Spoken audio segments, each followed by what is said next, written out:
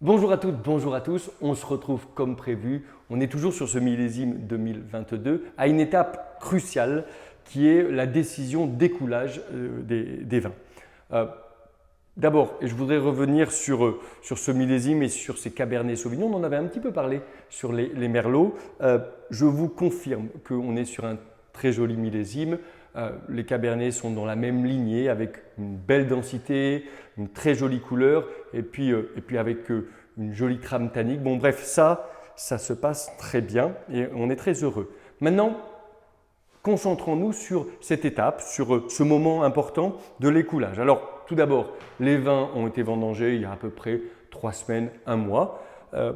Et puis ils ont passé leur fermentation alcoolique, c'est-à-dire qu'il n'y a plus de sucre. Les vins sont, on les dit, secs. Et puis on les a mis au chaud, aux alentours de 28-30 degrés, pour cuver avant l'écoulage.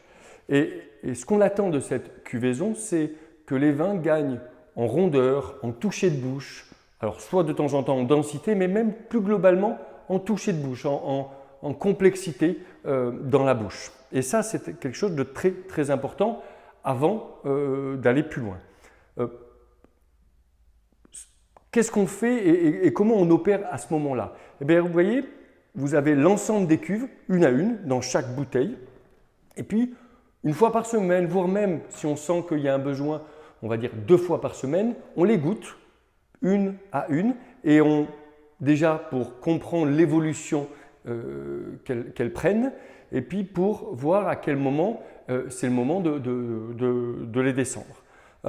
Parce que autant on peut avoir un gain, et c'est ça qu'on recherche, autant on pourrait aussi avoir des défauts, c'est-à-dire tomber dans une forme de rusticité, mais également avoir des faux goûts, type des goûts de marque qui ne sont pas très intéressants et pas très agréables. Donc c'est vraiment un moment très important et évidemment on a des bases, on sait que c'est quoi, une dizaine, quinzaine de jours au chaud, mais seule la dégustation directe peut vous permettre d'affiner ce moment-là et de le déterminer de manière bien plus précise et optimum. Et ça va dépendre, même si on a des règles, de chaque cuve, de chaque terroir, de chaque cépage et dans certains cas même de chaque millésime. Alors pour le 2022, en l'occurrence, on est à peu près dans les moyennes, on est aux alentours d'une dizaine de jours, quinzaine de jours de cuvaison. Voilà cette étape et ce sur quoi je voulais revenir. Ce que je vous propose, c'est qu'on se revoit un petit peu plus tard à un moment important également de 2022, peut-être lors des assemblages ou peut-être dans la période d'élevage en barrique. Allez, salut, à très bientôt.